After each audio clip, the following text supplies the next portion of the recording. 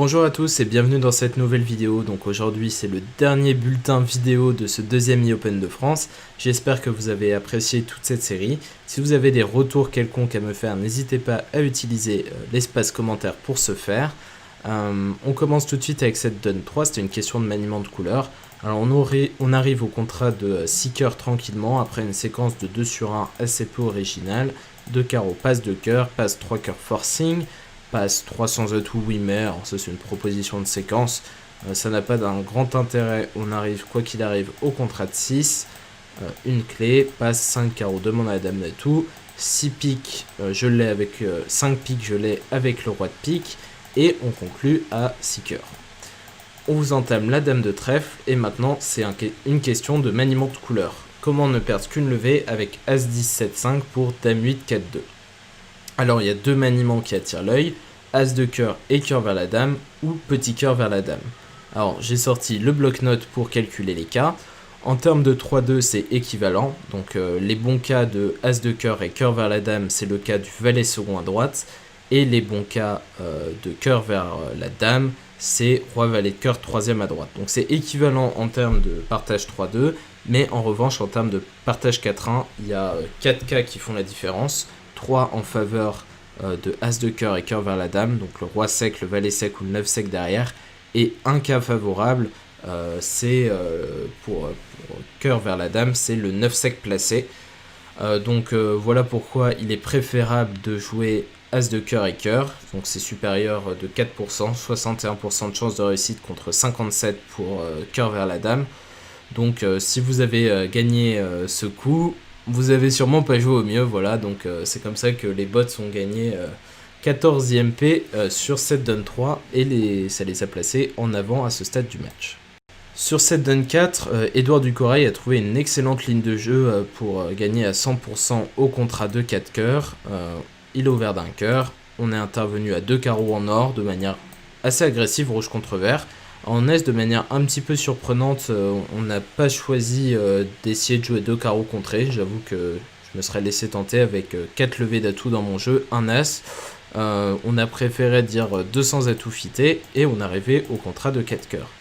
En termes du roi de carreau, et est-ce que vous pouvez trouver la très belle ligne trouvée par Edouard pour gagner ce coup? Il a défaussé un pic, puis il a coupé un trèfle. Et bon, il savait qu'il n'y avait pas de singleton puisqu'on ne l'avait pas entamé. Et maintenant, il a joué pique vers le 9. Et c'est une remise en main à 3 couleurs, puisque si on rejoue pique, on donne le roi au déclarant. Évidemment, Edouard ne sait pas que là c'est placé. Si on rejoue cœur, on donne la position des cœurs. Et si on rejoue dame de carreau, on va pouvoir jouer As de cœur et cœur vers le roi. Le valet de carreau pour défausser un pique. Et le contrat sera dans la poche. Donc bravo à Edouard pour cette jolie ligne de jeu, qui en l'occurrence ne servait pas à grand chose puisque entre guillemets tout était placé, même si dans un très mauvais jour on peut chuter le contrat. Alors je vais vous montrer cette Dun pour vous parler d'une situation qui peut arriver de temps en temps en compétitive à bas palier et qui peut potentiellement coûter très cher. Ouverture d'un cœur en Est, passe contre, sur contre en Est pour montrer qu'on est maximum de son ouverture et passe en Sud. Est-ce que ce passe signifie qu'on a envie de jouer un cœur surcontré ou pas? C'est une vraie question qui a déjà engendré tout un tas de pataquès et je vous donne une solution simple pour vous en sortir, c'est que dès que le contre est passable, ça veut dire que le pass sur le surcontre signifie que vous avez envie de jouer le contrat. Donc là typiquement vous auriez pu passer sur passe un cœur, passe contre, passe, donc le pass sur le surcontre veut dire que vous avez envie de jouer un cœur surcontré. Alors c'est rigolo parce que le contrat de 1 cœur surcontré gagne dans cette situation. En or, elle avait probablement pas discuté de la situation et elle a dégagé à 2 carreaux pour 2 chutes, mais il s'avère que un cœur surcontré gagne. Je vous laisse vérifier, en fait il faut duquer 2 fois l'entame si on entame pique, et après quand on joue cœur vers la dame et trèfle vers la dame, on utilisera le 4e trèfle pour défausser un carreau et on gagne le contrat. Bon, je vous en dis pas plus, vous pourrez vérifier par vous-même si vous le souhaitez, mais je voulais surtout vous parler de la séquence d'enchères qui était particulièrement intéressante.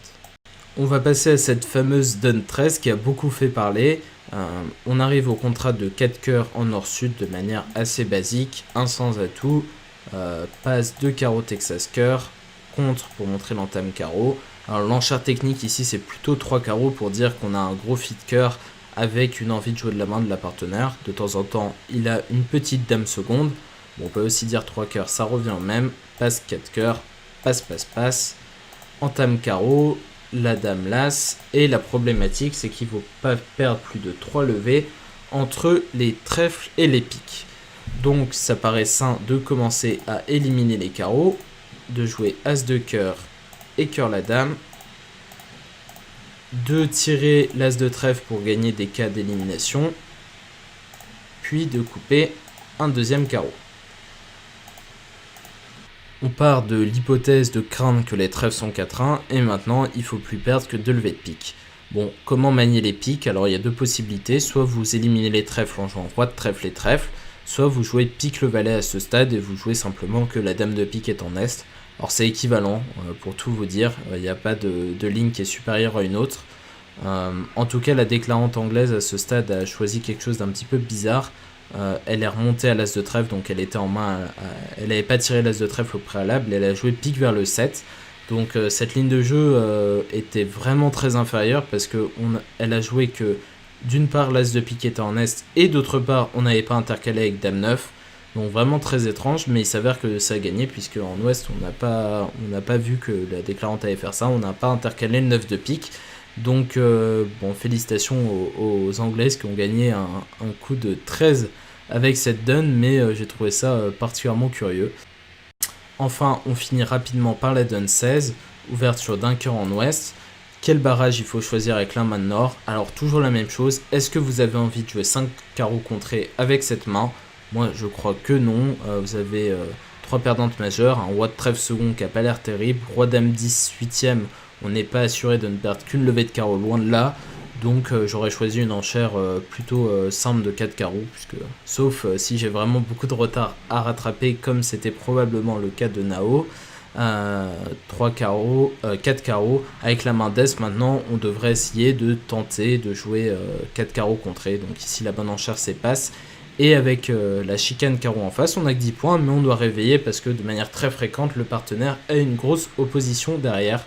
Donc 4 carreaux, passe, compte, passe. Et on en prend pour 300 à 4 carreaux alors qu'on gagne pas de manche en Est-Ouest. Il faut quand même le noter que 4 cœurs n'est pas un contrat qui gagne. C'est souvent le cas quand on est singleton en face avec beaucoup de jeux dans les couleurs restantes. Donc voilà, c'est la fin de cette vidéo. Donc j'attends vos retours dans l'espace commentaire. Pour ce qui est des résultats, vous les connaissez. L'équipe Sushi a remporté la compétition et l'équipe Yes Weekend a remporté la deuxième division. Le Butler, on n'en a pas fait parce qu'il n'y avait que 2 équipes qui jouaient, donc ça n'avait pas beaucoup de sens. Donc je vous remercie d'avoir regardé cette vidéo. N'hésitez pas à la liker et à vous abonner comme d'habitude si ce n'est pas encore fait. Et puis on se retrouve bientôt sur la chaîne YouTube et sur la chaîne Twitch pour plein d'animations cet été. Donc il y aura du tarot, il y aura du pic commun, il y aura sûrement des matchs internationaux entre les équipes jeunes. On vous en dit plus bientôt. Et vous aurez également une annonce de la 3e édition qui devrait apparaître à la fin de la semaine prochaine. On va faire un petit sondage avec Christophe qui sera envoyé au capitaine par mail. Si vous voulez prendre le temps d'y répondre pour nous donner nos avis sur tous les différents sujets, ça nous intéresse. Vous devriez avoir ça d'ici ce soir. Sur ce, je vous souhaite une bonne fin de journée. Salut!